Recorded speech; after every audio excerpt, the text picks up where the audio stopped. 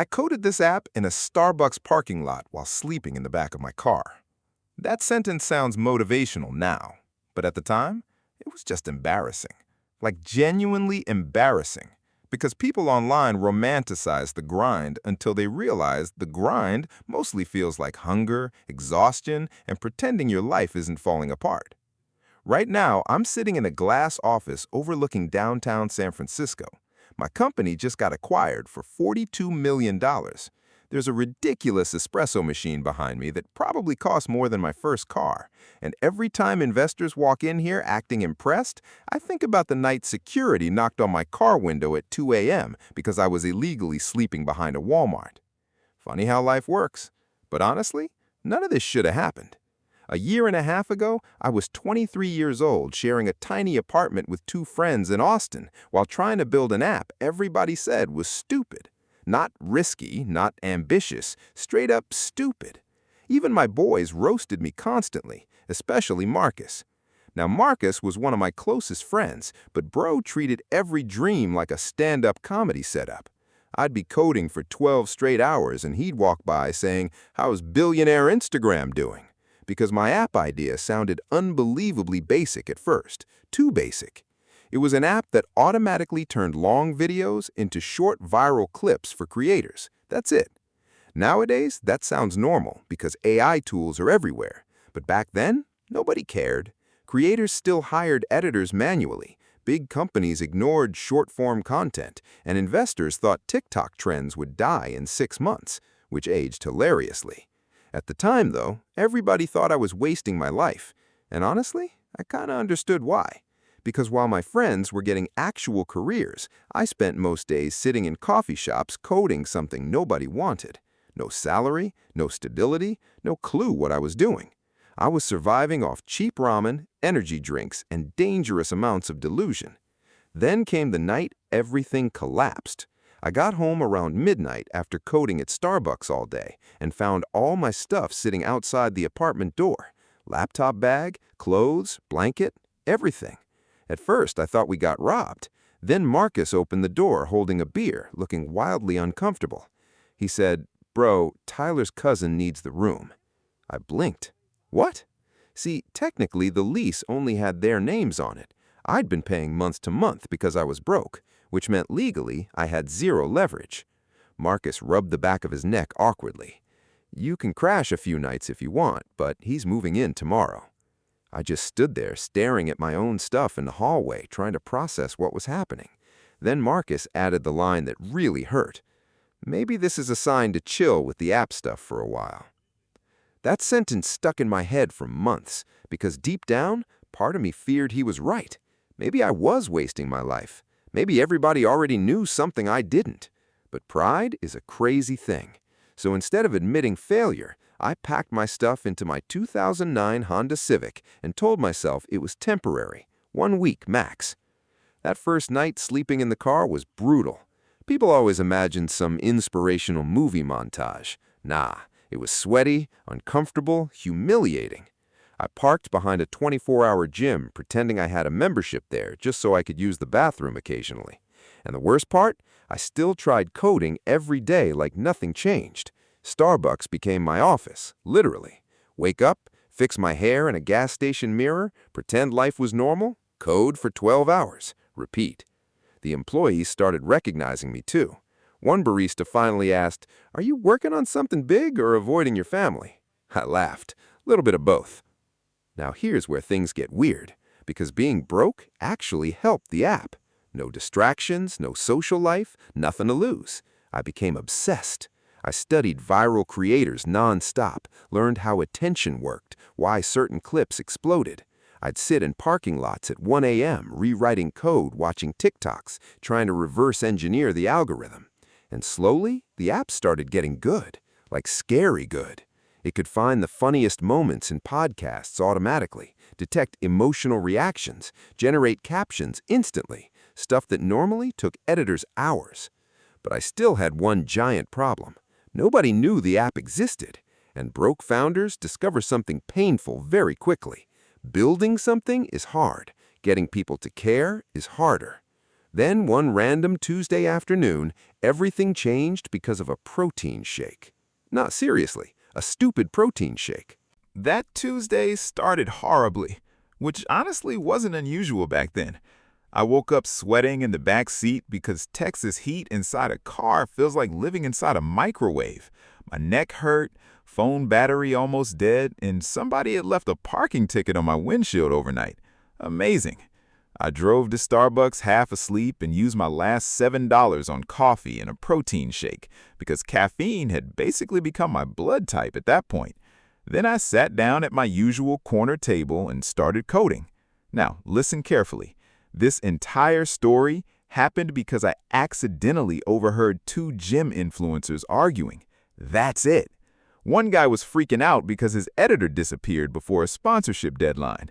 The other dude kept saying, "Bro, just clip something fast." And suddenly, my brain lit up because that was the exact problem my app solved. Fast clipping. Automatically. I spun around so fast I almost spilled coffee everywhere. "Yo," I interrupted awkwardly, "I think I can help." Both of them looked at me like I was about to ask for spare change. The taller guy frowned. "You edit?" "Kinda." Technically true. I opened my laptop immediately and showed them the app. At first, they weren't impressed. Honestly, the interface looked terrible back then, like government website terrible. But then I uploaded one of their podcast clips. 30 seconds later, the app automatically generated 3 short-form clips with captions, zoom cuts, and dramatic pauses already edited. The gym influencer literally blinked twice. "Wait, what?" I replayed the clips. Perfect hook placement, fast pacing, everything optimized for TikTok. The shorter guy grabbed my laptop. "No way this is automatic." I shrugged, trying to act calm while internally screaming, "Still in beta." Bro, I didn't even know what beta meant back then. I just heard startup people say it. The taller influencer stared at the screen silently for a second. Then he asked, "How much?" And here's the funny part. I had no pricing plan. Zero. Because until that exact moment, nobody had ever wanted the app. So my sleep-deprived brain panicked and said, $200 a month? Silence. Then the guy nodded immediately. Bet. Bet. Just like that. First paying customer. I genuinely thought I might pass out. $200 wasn't huge money, but emotionally, it felt gigantic. Proof, that's what mattered. Proof somebody actually wanted this thing. The influencers left with access to the app, and I just sat there staring at my Stripe notification like it was sacred text. Then something even crazier happened. One of the Starbucks employees walked over smiling. The barista girl who always saw me coding alone. She pointed at my laptop. "So your thing works?" I laughed nervously. "Apparently." She smiled. "That's cool, honestly. You're here literally every day." Then she slid a free sandwich across the table quietly. "On the house." Man, I'm not gonna lie, I almost got emotional over that sandwich. Because when you're struggling for a long time, tiny kindness hits ridiculously hard, especially when you feel invisible. Anyway, that should have been the turning point, the motivational movie moment. Except it wasn't, because success at the beginning looks way less exciting than people think. For the next month, I only got 3 more customers. 3! And all of them complained constantly. Bugs, slow exports, caption mistakes. One creator emailed, "Bro, the AI made me sound illiterate." Fair criticism, honestly. Meanwhile, I was still sleeping in my car, still showering at random gyms, still pretending everything was fine online. The only difference now, I had tiny amounts of hope, which weirdly makes struggle harder sometimes, because now you can see the possibility of escape without fully reaching it yet. Then came the night Marcus called me. I almost didn't answer, still kind of bitter about the apartment situation, but eventually I picked up. First thing he said was, "Yo, I saw your app on TikTok."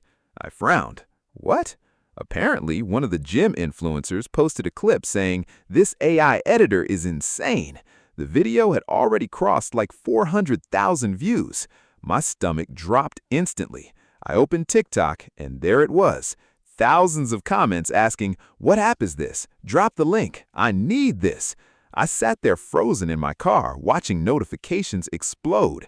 Sign-ups started flooding in. Fast. Too fast. Like scary fast. My tiny servers immediately started dying. The app crashed twice in 1 hour. People emailed nonstop, support messages everywhere. And remember, I was still one dude living in a Honda Civic. I spent the entire night panic coding in a Walmart parking lot trying to keep the app alive. At around 3 a.m., exhausted out of my mind, I leaned my head against the steering wheel for a second. Then my phone buzzed. New Stripe notification. $200. Then another. Subscription payments rolling in non-stop. I stared at the screen in disbelief, because for the first time in my life, I made money while sleeping. Well, technically not sleeping, more like slowly dying in a parking lot. But still, that night, somewhere between broken servers and gas station coffee, I realized something terrifying. This stupid app might actually work. The next morning, I woke up to 47 missed emails and a dead laptop battery. Inside my car smelled like energy drinks, fast food, and bad decisions. But for the first time in months, I woke up excited. Because overnight, the app exploded. Not millionaire exploded, more like, oh no, this might become a real business exploded. I rushed into Starbucks looking completely insane. Wrinkled hoodie, messy hair, probably smelled like Honda Civic survival mode. The barista girl saw me walk in and immediately said, "Your app broke again." I froze. What? She turned her phone around. TikTok comments everywhere. Why is the website down? Bro, fix the service. I was exporting a video. My stomach dropped. I opened my laptop. Absolute disaster. The servers were getting destroyed. Apparently, the influencer's clip had spread way beyond fitness creators overnight. Podcasters started posting about it, streamers reposted it, even random business pages were reacting to the AI edits, and every new sign-up pushed the app closer to death. At one point, the CPU usage literally hit 99%. I didn't even know that was possible. Now, here's the thing nobody tells you about sudden growth. It's terrifying. People think success feels relaxing. Nah, success feels like your entire life is duct taped together while driving 120 miles per hour toward a wall. I spent 12 straight hours trying to patch bugs. No food, barely any water, just pure panic coding. Then around 4 p.m., my Stripe account crossed $10,000 total. $10,000. I stared at the number so long the screen dimmed. Because less than 2 months earlier, I was calculating whether I could afford toothpaste. Now, internet strangers were paying for software I built in parking lots. It didn't feel real. Then reality immediately humbled me again, because right after hitting 10K, the app crashed hard, completely dead. White screen, error messages, everything gone. My inbox exploded instantly. Creators were furious. One email literally said, "Bro, I have a sponsorship due in an hour." Another, "Fix your garbage app." I felt sick, because suddenly this wasn't just my dream anymore. People actually depended on the software now. And honestly, I had no clue how to handle that pressure. I slammed my laptop shut and just sat there staring at the Starbucks wall, completely exhausted. That's when the barista girl walked over again. Her name was Maya, by the way. Important character. She looked at me carefully and asked, "You okay?" I laughed weakly. Define okay.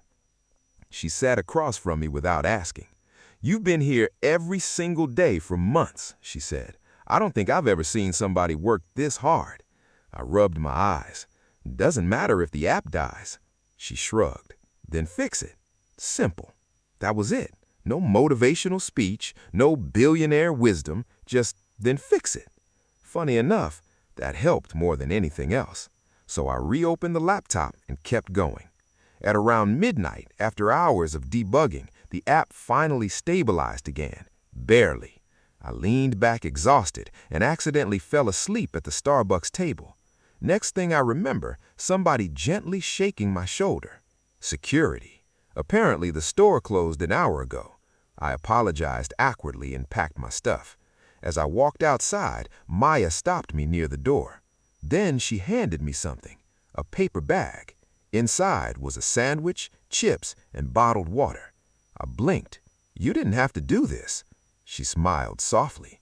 "You look homeless." I laughed so hard I almost dropped the bag. "Fair." Then she looked at me seriously for a second.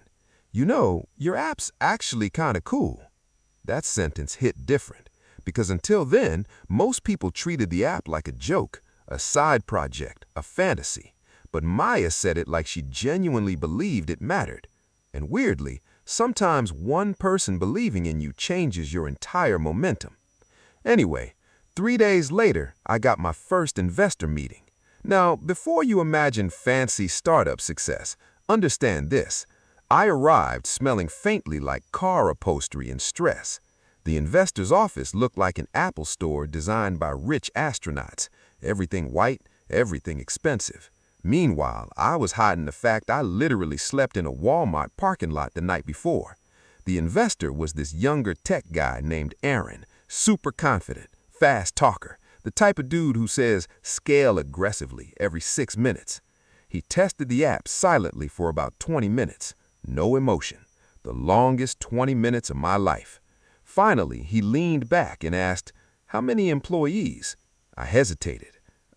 Me." Aaron blinked. "Just you?" I nodded slowly.